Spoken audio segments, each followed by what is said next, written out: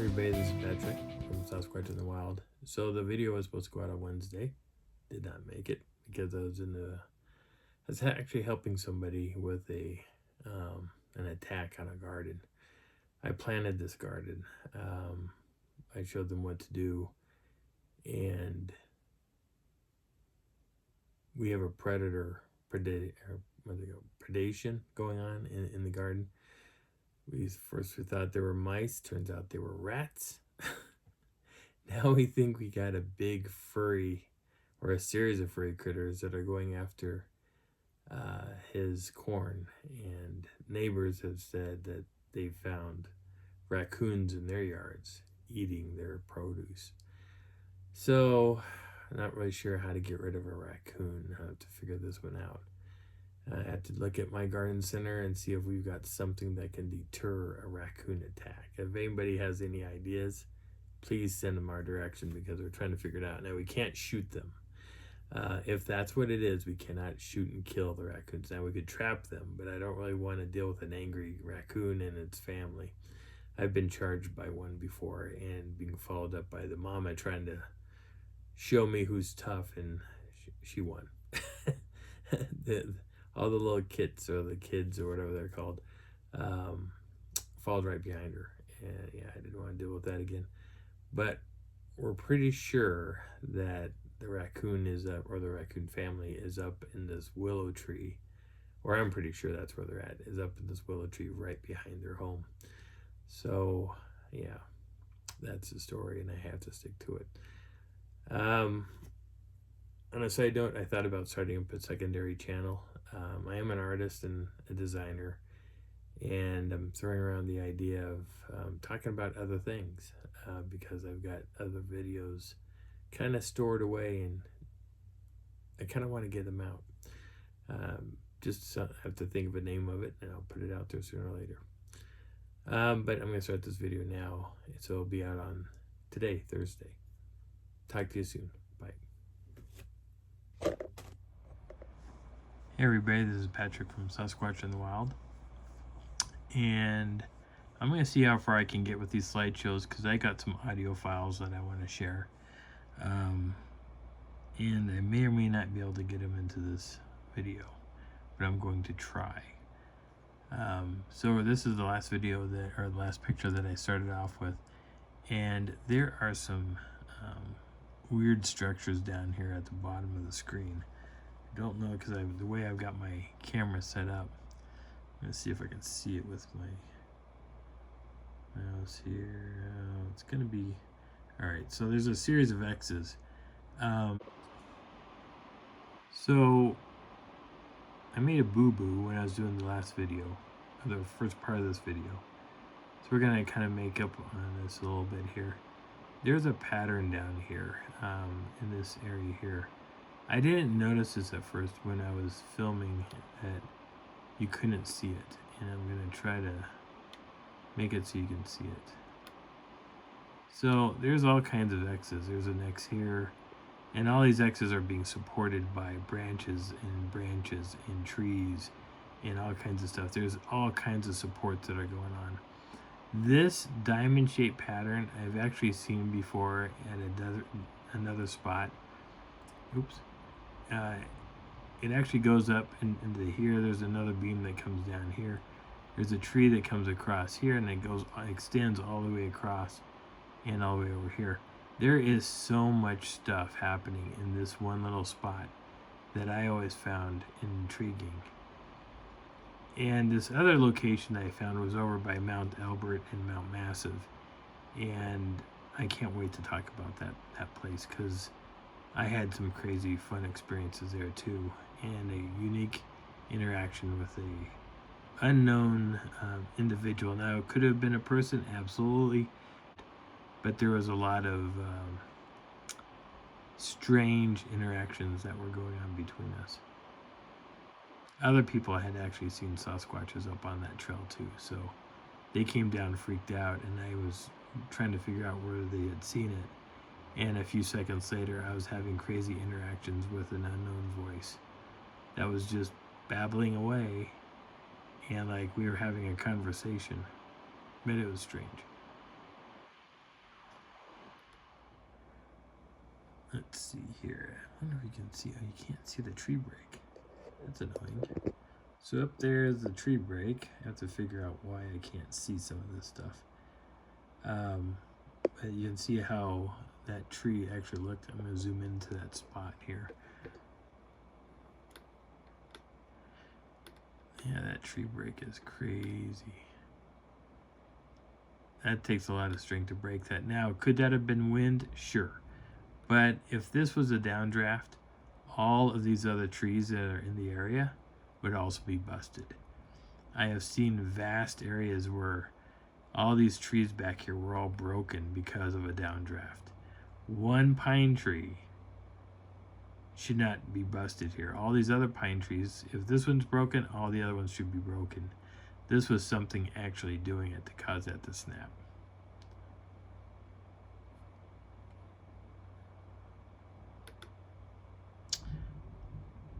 A crazy pattern on the ground.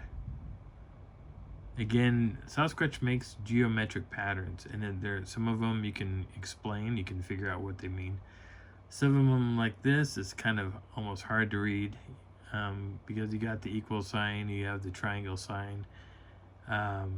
There was a path that led over here. There was a path that we came off of when we came up to this, and there was another path that shot off this direction. So the triangles most likely will have something to do with pathing, or it's almost like oh, let's see, this is a street sign leading one direction, another street sign leading another direction, another street sign leading somewhere else, and they probably read it like that, whereas the rest of us not so much. Yeah, I'm just noticing something up in this picture, so I'm going to zoom in at it, kind of look at it. That almost looks like something standing there. That is freaky looking. That is so freaky looking. But I know that's not a Sasquatch. That's actually a staining on a rock. Because this is a big boulder right here. And this looks like it's probably maybe moss growing on it. There's green moss up here. I don't believe that that's a Sasquatch. In fact, I know that's not a Sasquatch. It looks very flat. Very non-dimensional. That is kind of freaky looking. This is a path that we found while we were hiking around. We kind of stumbled upon it, and it was really kind of intriguing. Now, I don't know if the Forestry Service ever laying down logs and then attaching another log and like at the tip of it up here to kind of follow this around. That's just weird. But this is a path that we kind of discovered by accident, and we just we got on it and started walking around on it. Now I'm kind of curious if there's something we can see. Oh no, it's too blurry. I was hoping to maybe see footprints going up it or going up this way.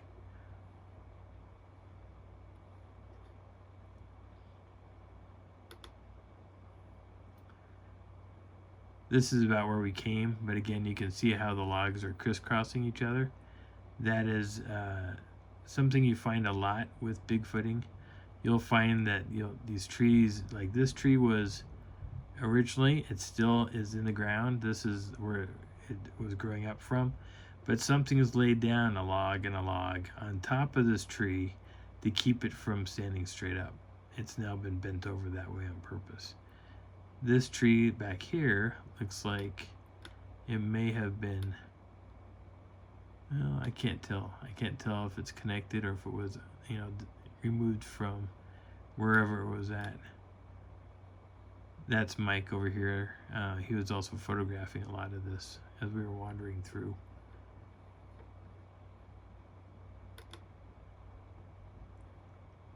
Our pathway led us up and down this pathway. Again, we have trees that are blocking. Now this is more like what we will find when something doesn't want us to go back into an area.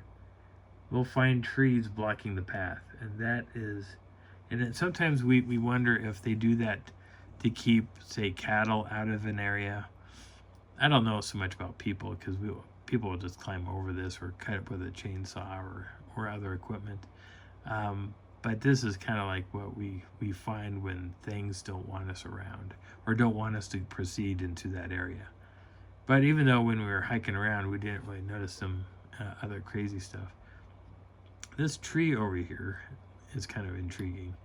I see a tree that's fallen and it's kind of going across this. And I wish I would have looked at this a little bit closer because this looks kind of odd in the way it's kind of been notched in. I can't tell. It looks like something off this tree is wrapped around this tree coming up and maybe fed through a mess of other things, and it's going up in between this V here. So yeah, there's something weird, crazy going on there. May have to go back and venture into that area. This is a V.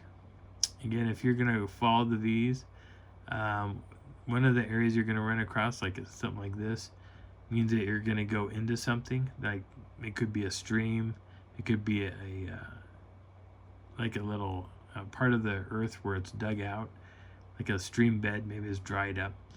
But you're gonna go into something like that where you have to get through it. Now, if the log's on top, you're gonna be going over something to get to that path. Well, this one you're gonna be going in, you're either gonna sink into it, or it's gonna be maybe a water obstacle or some type of obstacle that you're gonna get down into something before you can go on to the next part of it. It's Mike following the trail. He was pretty sure we were on a Bigfoot trail, and I was pretty sure he was right.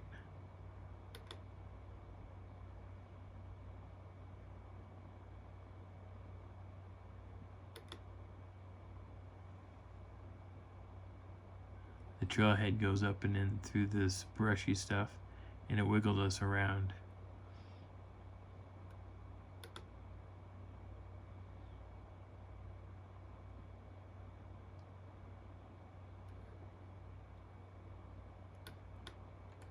The cool thing about this here is you have, this tree is broken. It's broken right here. You can see it. It's busted right here. Looks like it may have been cut. Now, Sasquatches do use cut wood, and I know a lot of people believe that they don't. They do. There's no reason for a person to come up and take this tree and stick it here and butt it up against this tree. What would be the purpose? You can't really climb it. There's no general way of climbing to get up any higher. It didn't make any sense. I mean, everything was almost a vertical straight shot up. Unless you're going up into this area and you're hiding out in that area, which is possible because that looks like maybe a cave back in there. And that could be their way of getting up and in and out. But again, that's not hard for them. All they have to do is go bop, bop, bop, bop, bop, and they're up and in.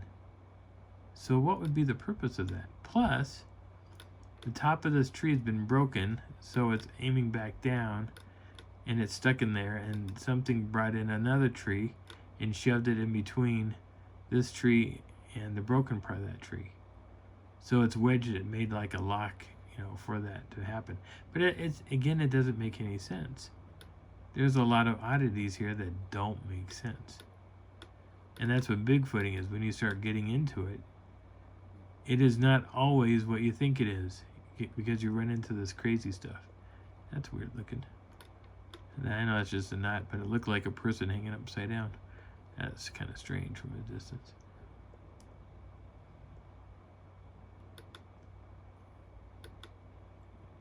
Again, a tree break. And that was mostly of the tree. Now, again, if this was a downdraft, all this in here, all these other trees should be busted.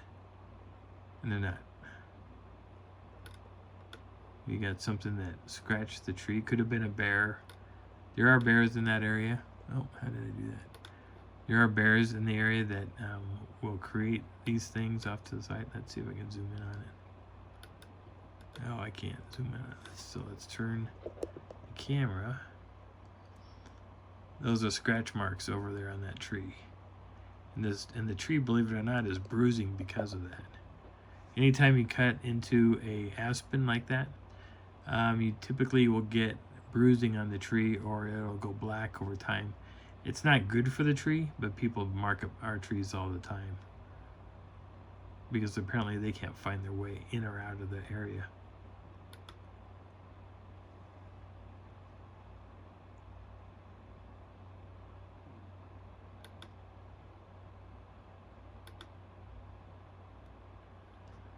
A crazy series of breaks here on this tree. How this came to be is beyond me. But you have a tree branch that's come down. It's landed in between this notch and this part of the tree. And it's hung up out here. This part of the branch still comes down and it's tied into another area.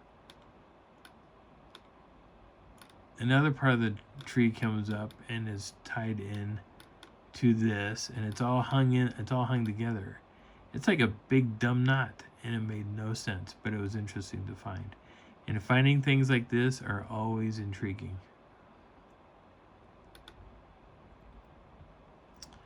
I don't remember why I was taking this photograph.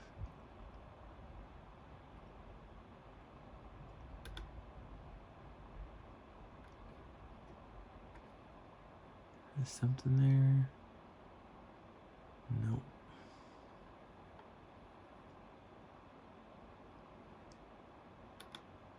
That's Mike Johnson. He's the founder of Sir. I may have changed the positioning of my camera. He's pointing off in a direction that we're about to go. Let's see if I can get that rewrited here. Not.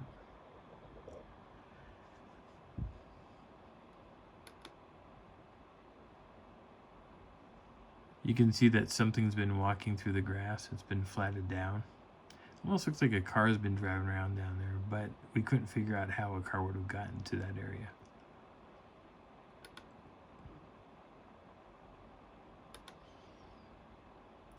Another crazy pattern. Again, you've got trees that are on top of other trees that kind of make a crazy Gaelic knot or an Irish knot, depending on how you want to look at it.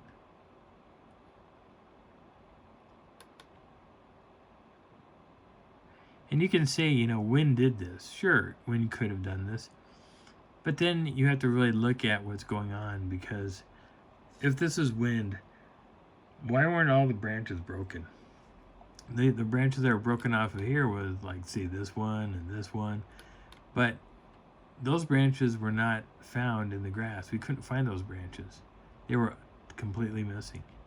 But all these other branches should have been busted off too when it came crashing down and hitting into this tree. Even there is debris down here, but it wasn't the same debris that we were looking for. We were looking for something that was substantial, and we couldn't find it. This is a couple of crazy things. So here you have a V that the log is going not only over the part of this V, but it's under the other part. And then you have this crazy stupid thing right here. So you have a tree, and the tree is broken. Believe it or not, this is broken. It goes all the way around over here, and it's growing. The tree is trying to survive. Even though it's been busted here, it's supported by this log here, which makes no sense. This tree, there's a branch that's going up and over it, and it's like whatever is trying to stop this growth of this tree. And this tree is defeating or stopping the idea of dying. All of this is live. It's still live. Even though this was broken and something jammed another tree up against it and supported it against a stump that's on the other side of that tree.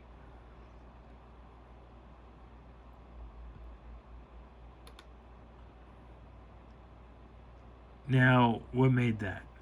Could it be Sasquatch? Sure. Could it be a bear? Absolutely. Could it be an elk? Yeah. Could it be a deer? Yeah. Could just be anything that did that. It could even be a person doing it to damage the tree.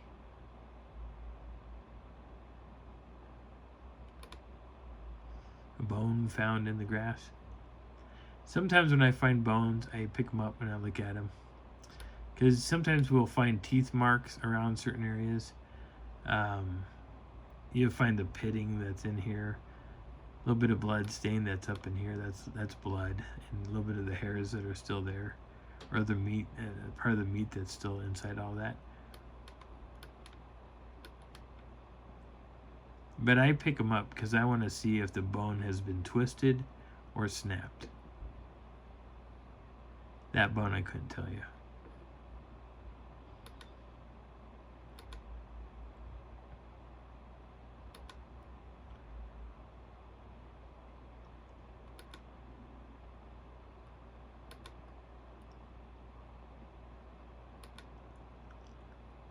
This is a crazy break. Now the trail goes underneath here, and where we came up and around, and it was cool to see this tree, because this tree, whatever broke this, twisted that tree.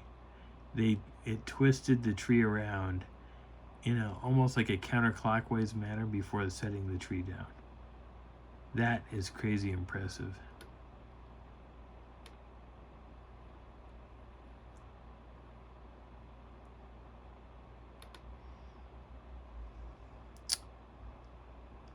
This is water back over here. And I want to say this is a root. Oh yeah, this is. So there is a root ball right here. You're going to see the other side of this here in a second. I saw these indentations here, and they look like handprints, or like something was digging in with their hands.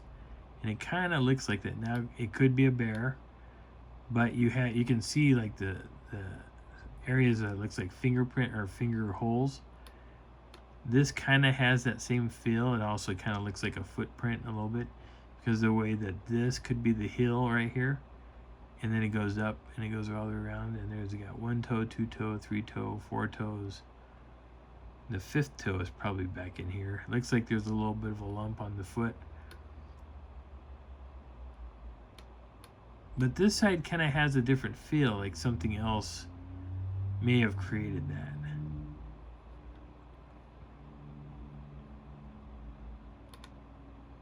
These are toe prints on the back side of that thing. Now, this is a zoomed in picture, but you have a big toe, you have another toe, another odd shaped toe, another toe.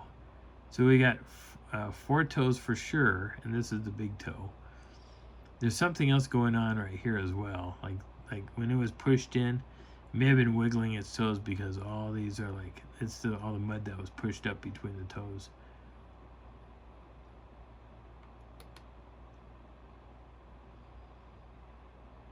You can see some of the dirt on the leaves.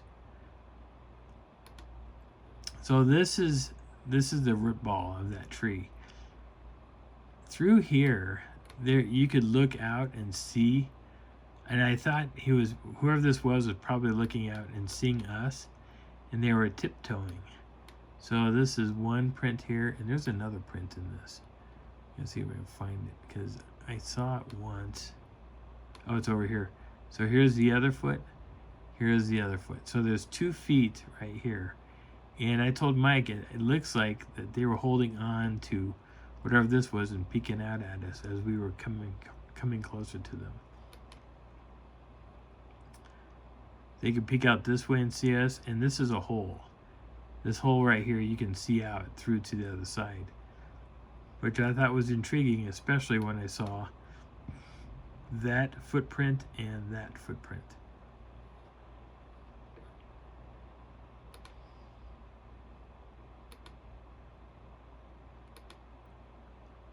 Crazy structures, again, something weird. All 3 of these trees were laid out. This kind of looks like a small A, but the way this thing is all set up is absolutely bizarre. You have a tree that goes around.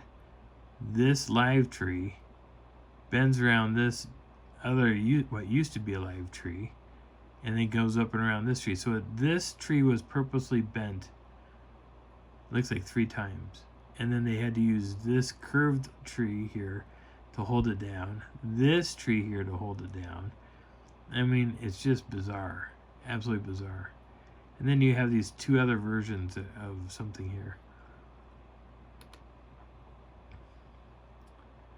This is a blockade that was trying to stop us, but we pushed on.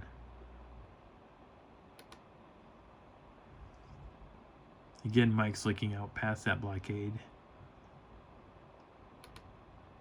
And this is what the was like on the other side of that as we started heading down. And that is the end of this one. So I will do another series of videos. Let's see, this one comes out on Wednesday, comes out tomorrow, or I guess today.